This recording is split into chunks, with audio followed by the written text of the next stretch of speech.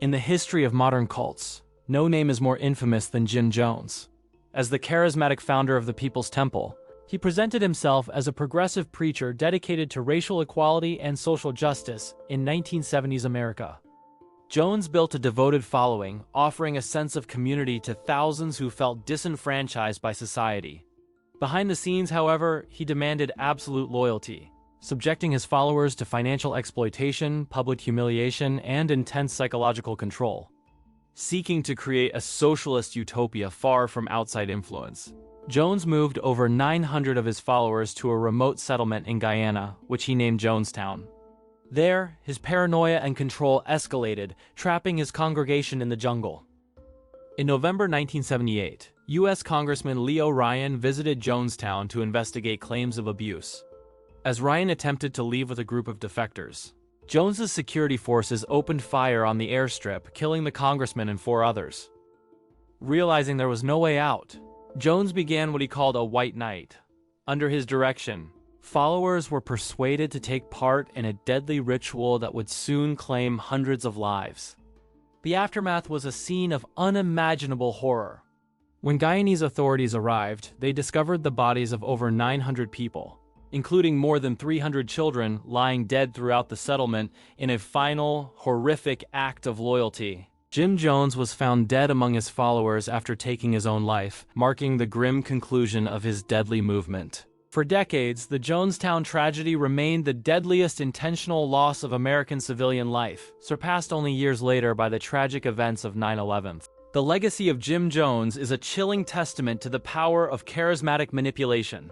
The phrase "drinking the Kool-Aid" became a permanent part of the cultural lexicon, forever symbolizing the danger of blind, unquestioning faith in a single leader. Charles Manson was not a typical group leader who promised salvation, but a failed musician and career criminal who embodied chaos. He gathered a group of disillusioned young people in the late 1960s, forming a commune known as the Manson family.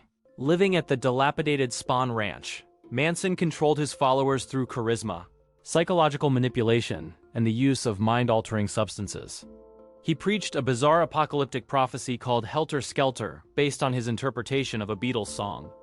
Manson believed a widespread, racially motivated conflict was imminent, an event he sought to incite. He told his followers they would survive this outcome by hiding in a secret underground location, from which they would emerge to take control. On the night of August 8, 1969, Manson ordered a group of his most devoted followers to carry out a series of violent attacks. They went to the home of actress Sharon Tate, where they took the lives of her and 4 other people. The nature of the events was both heinous and highly symbolic. The following night, the group ended the lives of wealthy couple Leno and Rosemary LaBianca, leaving messages at the scene in an attempt to misdirect blame onto activist groups. The event sent a wave of fear and paranoia through Los Angeles. The investigation eventually led police to Spahn Ranch. The subsequent trial was a media spectacle, with Manson and his followers displaying symbols on their foreheads and disrupting proceedings, with bizarre outbursts and displays of loyalty. Manson was convicted for first-degree conspiracy and for orchestrating the events, despite not physically committing the acts himself. He received a death sentence, which was later commuted to a life term after California changed its laws. Charles Manson died in prison in 2017, having become a cultural symbol of chaos and manipulation. He remains a haunting example of how a charismatic figure can twist impressionable minds into carrying out his dark vision, forever shattering the peace and love image of the 1960s. Vernon Howell, who later renamed himself David Koresh, was a musician who rose to become the prophetic leader of the Branch Davidians. This was an offshoot of the Seventh-day Adventist Church, centered at a compound near Waco, Texas. Koresh claimed to be the final prophet, with the unique ability to unlock the meaning of the 7 seals from the Book of Revelation. He taught his followers that a major global event was imminent, and that they needed to prepare for a final, intense confrontation with outside forces, which he called Babylon. Under his leadership, the group began acquiring a large collection of regulated firearms and other materials.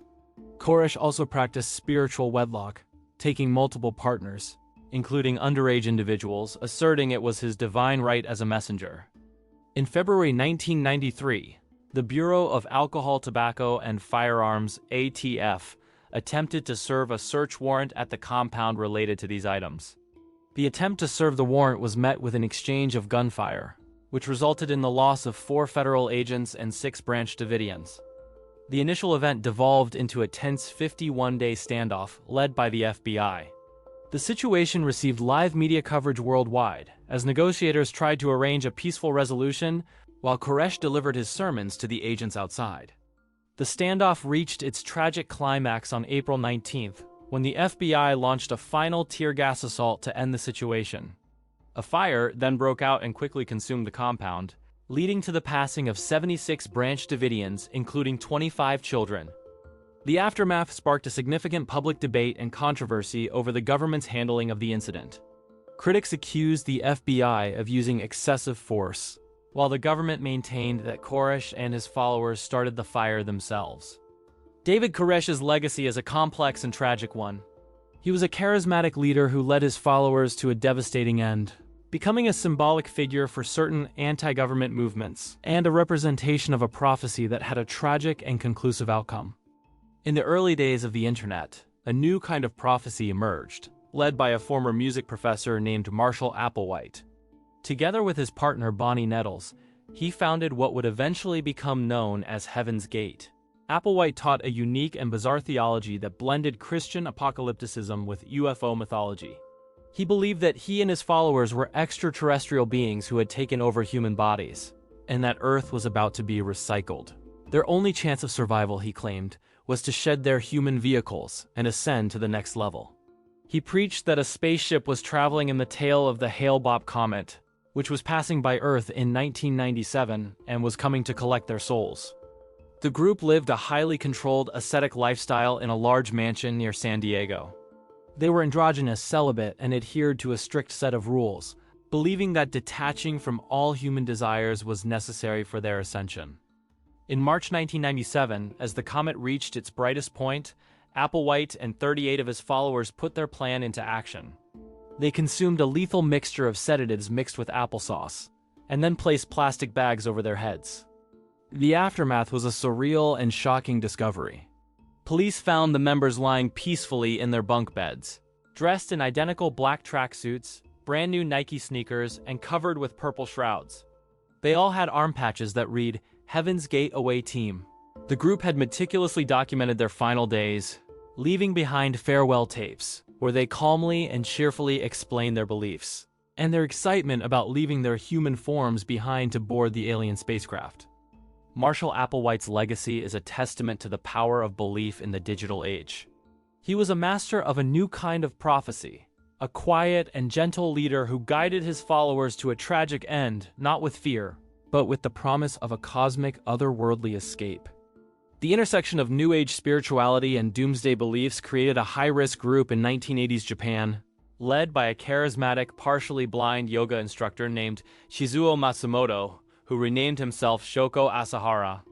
His group, Om Shinrikyo, or Supreme Truth, blended elements of Buddhism, Hinduism, and Christian prophecies.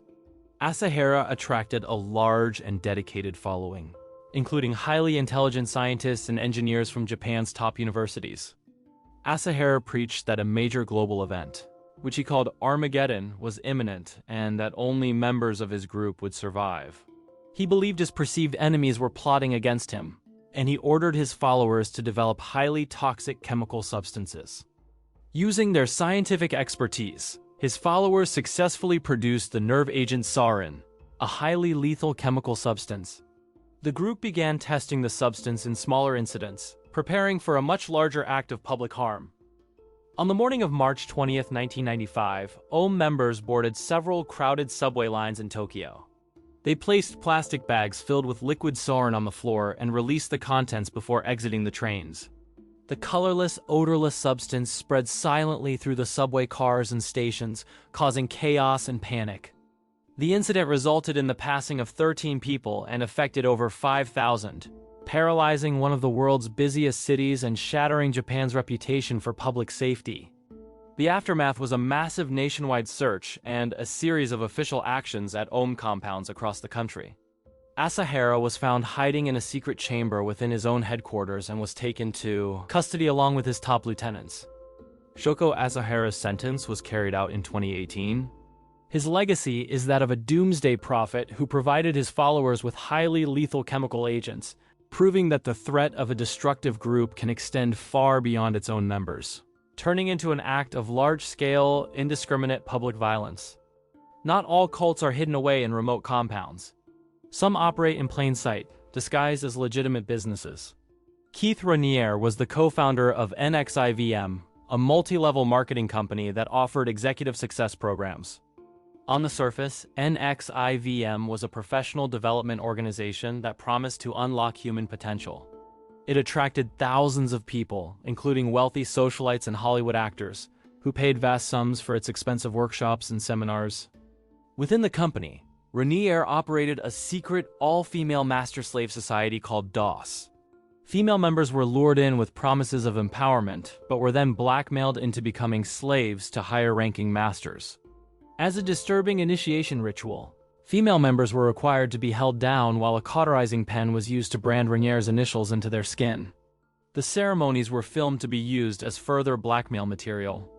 The cult's dark secrets were exposed in 2017 after several former members went to the media and the FBI. Their stories revealed a sinister world of psychological abuse, financial exploitation, and forced labor hidden behind a corporate facade. The revelations led to a massive federal investigation. Raniere fled to Mexico but was arrested by Mexican authorities in 2018 and extradited to the United States to face charges. Several of his high-ranking followers were also arrested.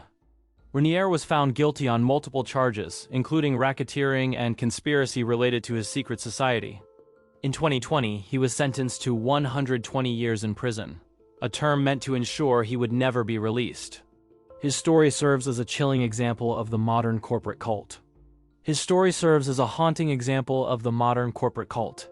He used the language of self-help and empowerment to manipulate followers and create a hidden society built on control and deception, proving that the most dangerous cults can hide in plain sight, disguised as a path to success. The line between an established religion and a destructive cult can be a blurry one, as exemplified by Warren Jeffs. He was the prophet of the Fundamentalist Church of Jesus Christ of Latter-day Saints, or FLDS, a polygamous sect. Jeffs ruled over his isolated communities in Utah, Arizona, and later Texas, with absolute authority which he claimed came directly from God. He controlled every aspect of his followers' lives, from what they wore to who they could marry. Jeff's leadership was marked by extreme psychological control and manipulation. He taught that a man's status was tied to the number of wives he had, a doctrine he used to justify his own actions. He engaged in so-called spiritual marriages with numerous followers, including some who were very young, and would reassign families of those who fell out of favor, using them as tools of control and punishment. Jeff's crimes were uncovered after several former members came forward to authorities.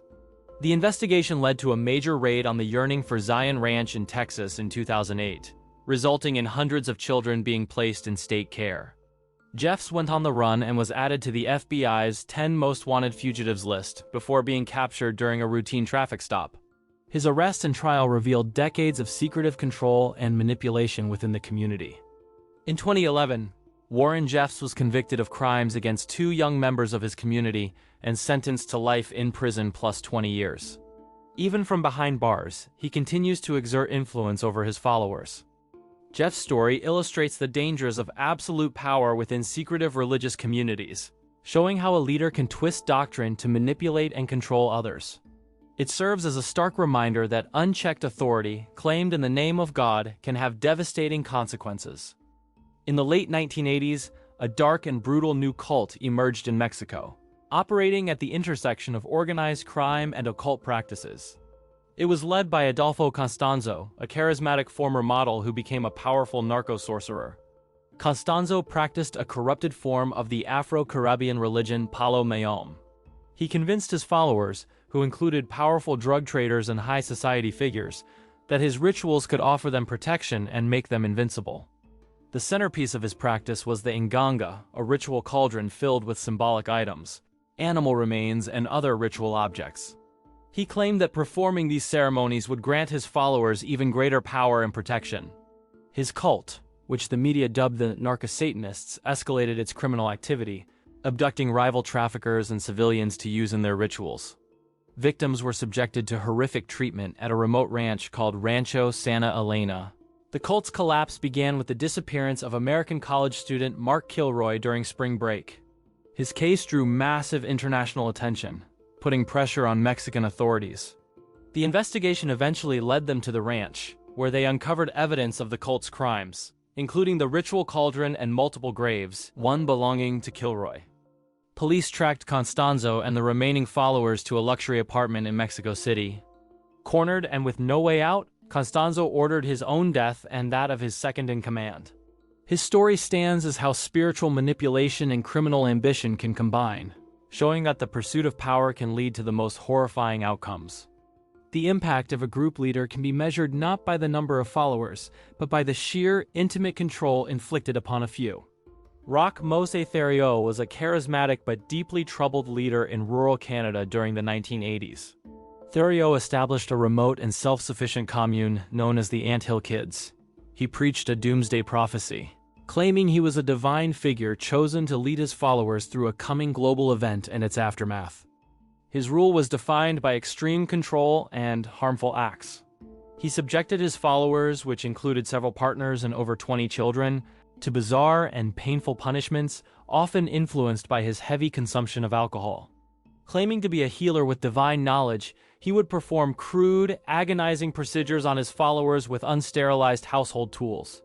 On one occasion, he performed a severe abdominal procedure on a follower to address what he claimed was a stomach ailment.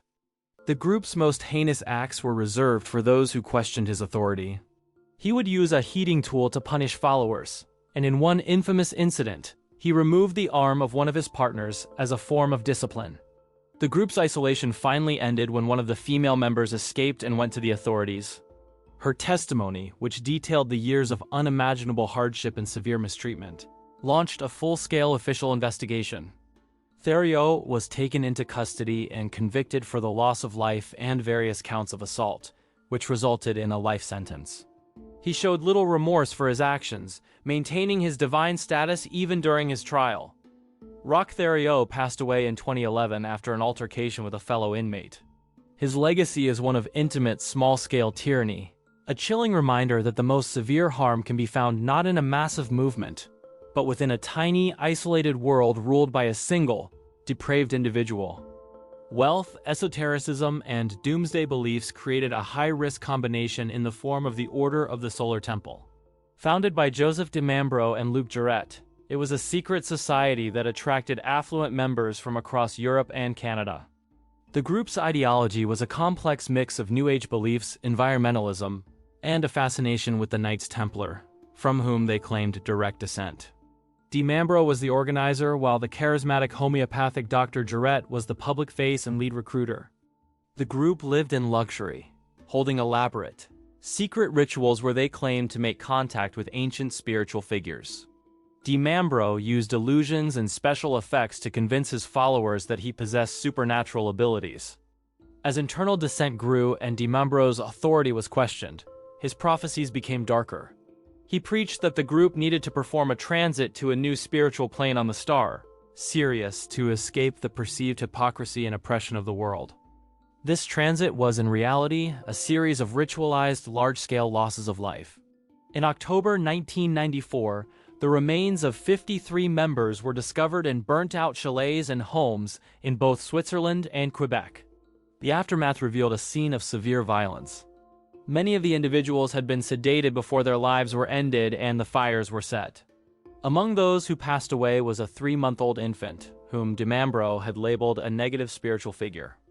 Both De Mambro and Jouret were found among the deceased, having died by their own hands after organizing the events.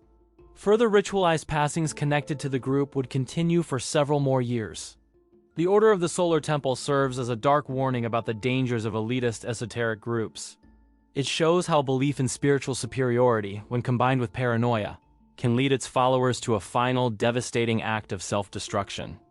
Bhagwan, later known as Osho, was an Indian mystic and spiritual guru who built a massive international following. His teachings combined Eastern mysticism and dynamic meditation, along with a philosophy that embraced human expression. His center in Pune, India, became a major destination for Western seekers in the 1970s. However, facing pressure from Indian authorities, he and his followers decided to build a new, utopian city in the United States. In 1981, the group purchased a massive ranch in rural Oregon and began building a city called Rajneeshpuram. This led to immediate and significant friction with the small conservative local community and the state government. As the legal and political disputes escalated, the group's actions became more organized and defensive under the direction of Rajneesh's influential second-in-command, Ma Anand Sheela. The group also formed its own security service.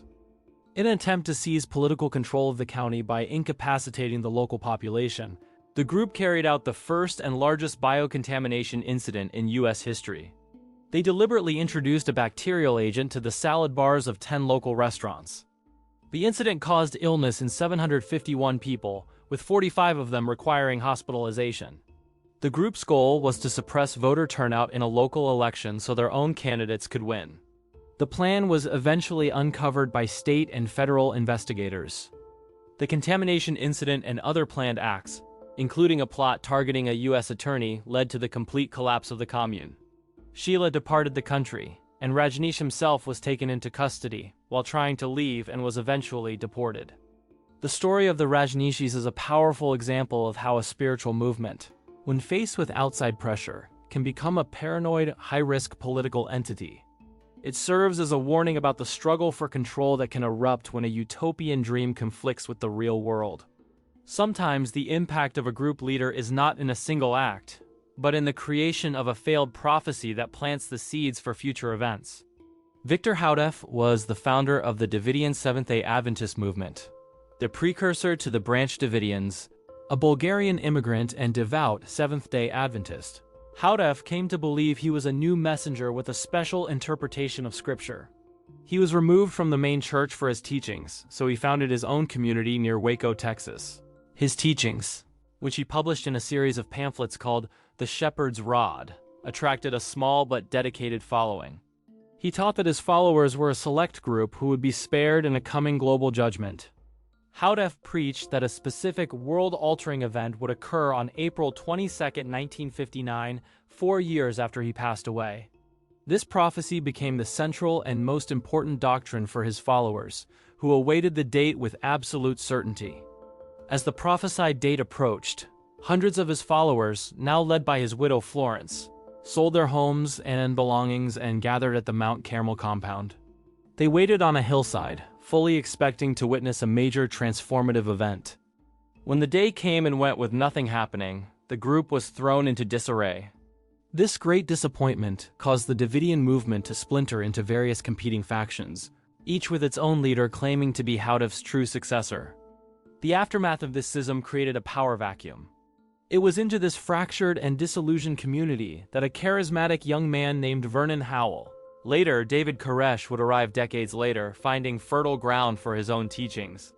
Victor Houteff's legacy is a powerful example of how a failed prophecy can be more impactful than a fulfilled one. His unshakable belief created a community primed for influence indirectly, setting the stage for the well-known standoff with the Branch Davidians years later. In the late 1990s, a high-risk Catholic-inspired group emerged in rural Uganda, led by a charismatic woman named Credonia Mwerinde. She was the driving force behind the movement for the restoration of the Ten Commandments of God. Mwerinde claimed to be a direct channel for the Virgin Mary, receiving prophecies about a coming global event. Her visions, combined with the leadership of co-founder Joseph Kibwetir, attracted thousands of followers. The group taught that a major global event would occur on December 31, 1999. They enforced a strict code of conduct, demanding that followers sell all their possessions and give the money to the group's leadership. Communication was often forbidden, with members using only sign language. When the year 2000 arrived and the event did not happen, the group's followers grew restless and began demanding the return of their property. Faced with a potential rebellion, the leadership announced a new date, March 17, 2000. On that day, over 500 members were gathered inside their main building in the village of Kanungu. The doors and windows were secured from the outside, and the building was set ablaze. The fire resulted in the passing of everyone inside, in what was initially believed to be a large-scale, self-inflicted event. However, the subsequent investigation revealed a far more deliberate plan, uncovering sites of additional human remains at other group properties. The total loss of life was estimated to be over 700, revealing that the leadership had been targeting dissenters in the weeks leading up to the fire. It was not a self-inflicted incident, but a planned, large-scale loss of life. Credonia and the other leaders were never found and are believed to have departed with the group's funds before the fire. Her legacy is one of profound prophetic betrayal, a leader who, when faced with a failed prophecy, chose to orchestrate the passing of her followers. David Berk, who used the names Moses David and Father David, was the founder of the Children of God, one of the most controversial groups to emerge from the 1960s counterculture.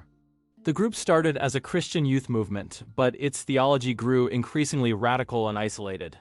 Berk wrote thousands of letters, known as the Mo letters, which became the group's scripture and dictated every single aspect of his followers' lives. The Children of God became known for its recruitment method called flirty fishing. Female members were encouraged to use their appeal as a tool for outreach, attracting new members and donations through developing intimate relationships. Berg's teachings became progressively more disturbing, eventually leading to the institutional mistreatment of young people within the communes.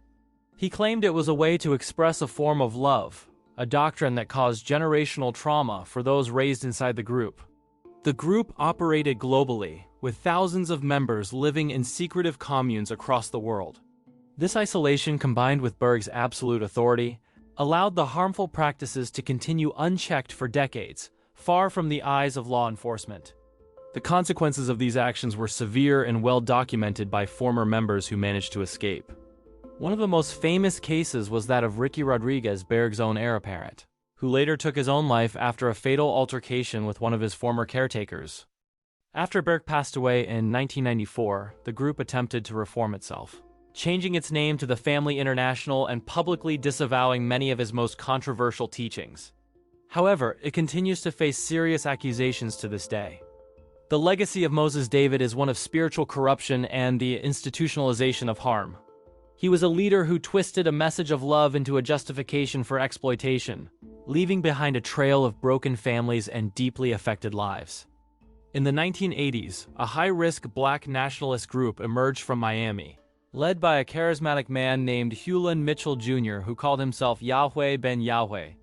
He preached a message of black empowerment and separatism, teaching that he was a messianic figure and that black people were the true Israelites. He built a massive and lucrative empire, owning businesses and real estate across the city. His thousands of followers who dressed in white robes and turbans were required to donate all of their possessions to his nation of Yahweh. He demanded absolute obedience and loyalty, enforcing his rules with strict control. Behind the facade of a religious movement, Yahweh secretly ran a group responsible for numerous violent acts. He created an elite inner circle, who were required to commit serious offenses as a sign of their devotion. His followers were ordered to target specific individuals and bring back proof of the deed. They were also used to silence former members who dissented or tried to leave the group. A federal investigation was launched after several former members came forward as witnesses. Their testimony revealed Yahweh's direct role in orchestrating at least 14 losses of life, extortion, and an arson incident that affected an entire neighborhood. In 1991, Yahweh and several of his followers were indicted on federal racketeering charges. He was convicted and sentenced to 18 years in prison, a verdict that effectively dismantled his powerful organization. Yahweh ben Yahweh passed away in 2007, a few years after his release. His legacy is a complex one. A leader who mixed a genuine message of black pride with a secret doctrine of racial animosity and severe symbolic violence. We have explored the chilling stories of charismatic leaders who twisted faith, hope, and ideology into instruments of absolute control and evil. If you enjoyed the video, don't forget to like, subscribe, and comment with your ideas for future topics. Thanks again for watching.